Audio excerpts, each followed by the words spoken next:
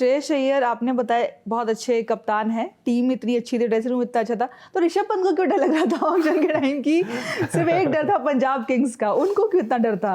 Ma'am Rishabh को ये डर क्यों था मैम, ये ऋषभ से पूछते हैं हम लोग, बट मैम मुझे एक चीज़ मालूम है ऋषभ के बारे में, गुस्सा भी था मैं। ऋषभ मैम बहुत टाइम पास लड़का है, वो कब क्या बोल देना मालूम नहीं पड़ेगा। मतलब मैं काफ़ी चिल किया हूँ उसके साथ, वो कभी कभी क्या मस्ती है बोल देना, वो 0% मीन करता है। तो मैं जितना जानता हूँ उसको पर्सनली, उसने जो भी बोला मैम वो 0% मीन करता होगा, और उसने उस वे में भी नहीं बोला होगा, बट आई थिंक पोर्ट्रे ऐसा हुआ, क्योंकि जब मैंने भी सुना था मैंने बोला कि ये ऋषभ क्या बात कर रहा है। बट आई थिंक जब मैं उसे बाद में मिला है, कहीं पे मिला, उसके बाद में बोला भी ऋषभ, तो बोला भाई मैंने उस कॉन्टेक्स्ट में बोला ही नहीं था, और फिर बाद में समझाया भी उसने क्या बोला था, तब मेक सेंस किया कि हाँ यार वो उसने सिर्फ एक क्या बोला था?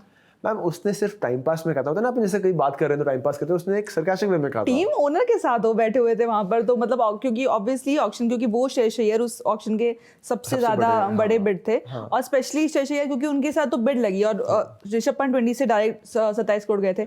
तो क्या उनके दिमाग में क्या था, पंजाब किंग्स से डर क्यों था? क्योंकि वो टीम तो आप जैसे बता रहे हो, कप्तान, ड्रेसिंग, आपने बोला उनको कि भाई अगर आता तो शायद और मजा आता। मैम बट बताऊँ, आपने बोला ना ओनर के साथ बैठे हुए थे, फिर भी मैम वो किसी के साथ ही बैठ सकता है ना। आई मीन वो कोई सीरियस टीम का डिस्कशन चल रहा है मीटिंग का, उसमें वो कुछ टाइम पास से फालतू बात कर सकता है, तो वो कैपेबल है, ऋषभ कैपेबल है उस चीज़ का।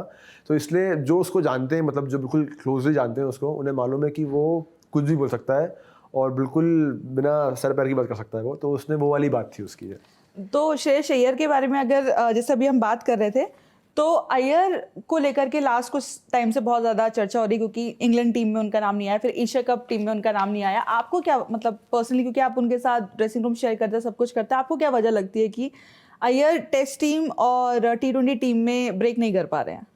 परफॉर्मेंसेस तो वो लगातार दे रहे हैं, परफॉर्मेंस तो क्वेश्चन ही नहीं है। आई मीन जो उसने परफॉर्मेंस किया है, क्योंकि जो क्राइटेरिया है सबसे बड़ा परफॉर्मेंस, क्योंकि आई मीन काफ़ी सारे क्राइटेरिया होते हैं आपको टीम में आने के, बट जो मेन क्राइटेरिया है परफॉर्मेंस, वो उसने टिक बॉक्स में टिक किया हुआ है, और वो अभी से नहीं, आईसीसी चैंपियंस ट्रॉफी में किया हुआ है, world cup 2023 world cup. I mean question ही नहीं है उसका।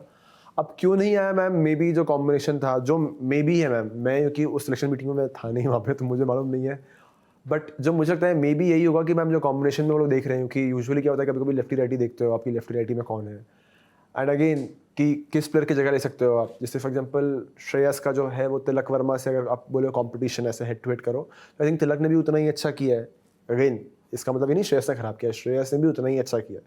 तो होता है कभी कभी मैम, जो होता है कि आप 1.1% लक फैक्टर से मिस करते हो, तो वो लक फैक्टर हो सकता है, but again Shreyas deserves to be in I think all the white ball formats, क्योंकि जिस तरीके से बैटिंग करता है, and knowing that he is from my team, I have seen him working hard, I have seen him score those runs for us, Punjab Kings के लिए या even Bombay के लिए जब वो कर रहा है डोमेस्टिक साइड के लिए। तो आई थिंक वो बंदे में एक्स फैक्टर है जो आई थिंक इंडिया को जिताएगा। तो आई थिंक श्रेयस, एंड मुझे कहीं ना कहीं लगता है कि Shreyas will make it to the final T20 squad.